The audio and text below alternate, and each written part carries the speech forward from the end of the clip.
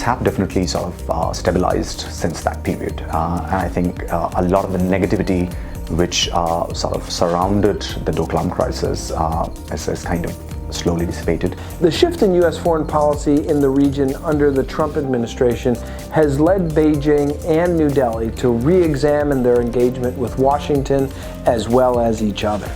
On one hand, America First has led to new opportunities for India and China to cooperate, as well as commiserate. There are challenges that could also be opportunities. It just depends on the extent to which, or the dexterity of both governments. So challenge number one, for instance, will be in dealing with the border issue between the two countries, which was the underlying issue for the Doklam standoff in 2017. And the real challenge is getting a sense of finding a meeting ground, if you like, on the border in itself. And I'm not saying a grand bargain, but a kind of a small deal that could lead to kind of confidence building measures. But that's also an opportunity.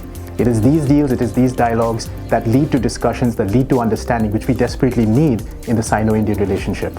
2 or 3 key things that India is quite interested in. The first is in ensuring that existing differences and disputes between India and China are stabilized and that we do not have a militarization of any of those problems. One thing I think which India wants to sort of focus on is to ensure that both India and China are able to respect each other's sort of core concerns, whether it is in terms of their security, whether it's in terms of wider international aspirations, right?